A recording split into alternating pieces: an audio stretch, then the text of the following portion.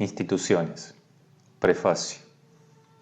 Narra el Antiguo Testamento que Salomón había recibido de Dios una sabiduría y prudencia prodigiosas y una anchura de corazón como la arena incontable del mar, tanto que, según el testimonio del Señor, no hubo en el pasado ni había de haber en el futuro otro semejante a él. Pues bien, cuando quiso levantar al Señor su magnífico templo, solicitó ayuda del rey extranjero de Tiro. Este lo envió a Hiram, hijo de una viuda, y con su ayuda y cooperación llevó a cabo cuanto de hermoso había concebido para el templo y los vasos sagrados según inspiración divina. Aquel príncipe, con ser más grande que todos los demás reyes de la tierra, noble vástago de la raza de Israel y dotado de aquella sabiduría que Dios le había inspirado, que sobrepujaba todas las disciplinas e instituciones de los orientales y de los egipcios, no rehusó el pedir consejo a un hombre pobre y extranjero. Y tú, Santísimo Obispo Cástor, aleccionado por estos ejemplos, haces otro tanto conmigo. En efecto, tú que ambicionas levantar al Señor un templo verdadero y racional, no con piedras sin vida, sino con una sociedad de varones santos, un templo no temporal y corruptible, sino eterno e inexpugnable. Acudes a mí, tú que deseas consagrar al Señor vasos preciosos, fundidos no con un metal mudo de oro o de plata, que luego el rey de Babilonia los robe y destine a sus cortesanos, sino con almas santas que resplandezcan por la integridad de su inocencia, de la justicia y de la castidad, llevando en sí mismas a Cristo Rey que habita en ellas. Tú, digo, te dignas ahora asociarme a mí, hombre pobrísimo en todos los órdenes, para la realización de una obra semejante, porque ese es tu designio, establecer en tu provincia, falta hasta ahora de cenobios, las reglas de los monjes orientales y sobre todo de los egipcios, y aun cuando tú eres perfecto en todas las virtudes y en la ciencia, y tan lleno de todas las riquezas espirituales, que para los que buscan la perfección le es más que suficiente para darles ejemplo. No solo tu elocuencia, sino tu vida, con todo, me pides a mí, inhábil y desprovisto de palabra y de saber, que saque de mi pobre inteligencia algo para satisfacer tus deseos. Y me ordenas trazar las costumbres que hemos visto observar en los monasterios de Egipto y Palestina, como nos lo enseñaron nuestros padres. Quieres que haga eso, sea cual fuere la impericia de mi pluma, puesto que tú no buscas la elegancia del estilo, en el cual, por lo demás, eres maestro consumado. Tú quieres que la vida de los santos, a fuer de vida sencilla, sea expuesta también sencillamente para los monjes de tu noble monasterio. Sin embargo, me importa consignar que cuanto más me inducen a obedecerte tu favor y tu afán, tanto más me arredra para complacerte el peso ingente de múltiples y graves inquietudes. En primer lugar, los méritos de mi vida no son tantos como para que yo crea poder abordar dignamente, con el corazón y la inteligencia, cosas tan arduas, tan subidas y de tal santidad. Por otra parte, aquello que de nuestra infancia, cuando vivíamos con aquellos monjes e invitados por sus cotidianas exhortaciones y ejemplos, procuramos cumplir o aprendimos y vivimos con nuestros propios ojos. No podemos ahora recordarlo con exactitud. Son muchos los años que nos separan de su compañía y de la imitación de su vida.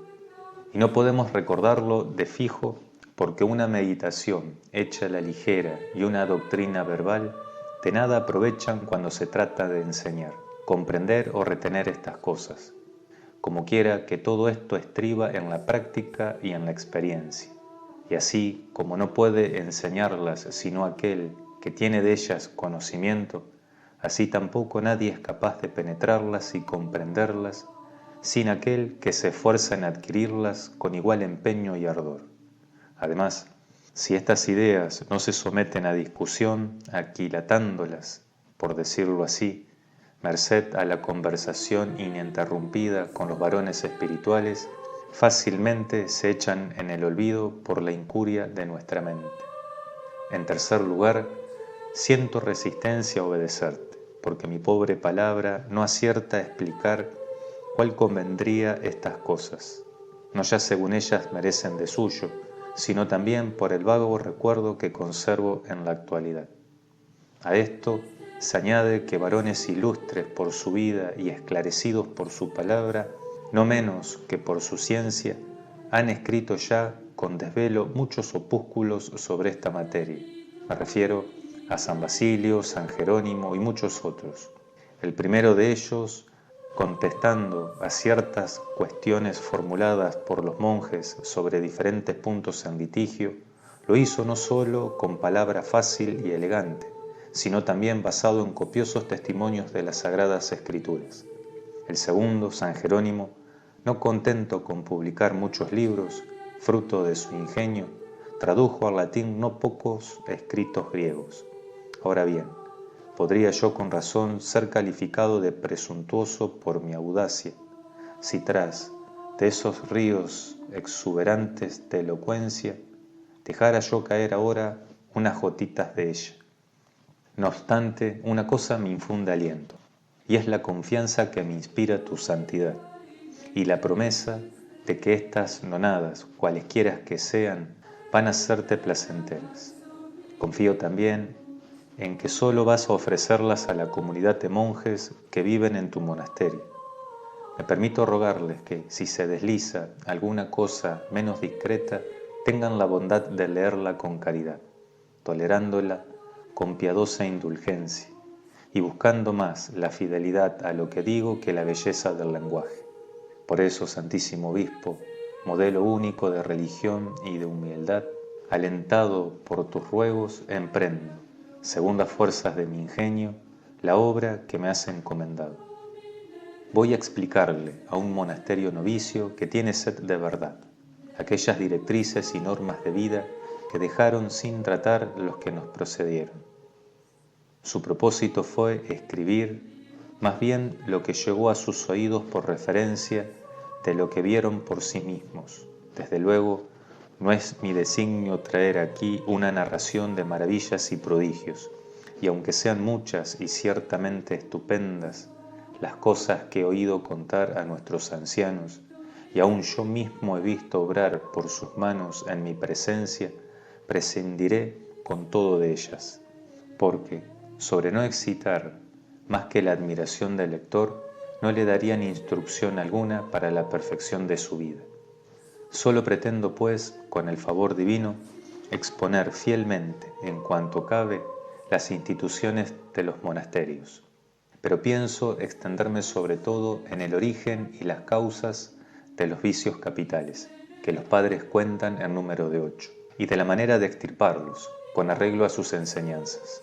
Según esto, el plan que persigo es tratar prácticamente no de las maravillas de Dios, sino de la reforma de nuestras costumbres, y habida cuenta de las normas que nos legaron nuestros ancianos, proyectar un poco de luz sobre los medios de alcanzar la perfección. Procuraré también satisfacer tus recomendaciones, de suerte que, si alguna vez viera yo que en estas regiones de la Provenza se ha suprimido o agregado alguna cosa a capricho de cada fundador, contrariamente a la norma establecida por nuestros mayores, según la más antigua tradición, seré fiel en restablecer los usos desaparecidos, de acuerdo con la regla que hemos visto observar en los monasterios de Egipto y Palestina, de fundación tan antigua. Tengo para mí que en las regiones occidentales de la Galia no puede darse una constitución nueva, más razonable y perfecta que aquellas en las cuales permanecen hasta nuestros días monasterios fundados ya por hombres santos y espirituales, desde los orígenes de la predicación apostólica. Procuraré, en fin, introducir en este opúsculo cierta moderación. Atenuaré hasta cierto punto, partiendo de los usos vigentes en los monasterios de Palestina y Mesopotamia, aquellos preceptos de la regla de los egipcios, cuya observancia me parece imposible, dura o difícil en estas regiones, ya sea por la aspereza del clima, ya sea por costumbres menos asequibles, ya, en fin, por la diversidad de las mismas. Pues, en mi humilde opinión, si se guarda una medida razonable en las cosas posibles, la perfección de la observancia es idéntica, aun siendo los medios distintos.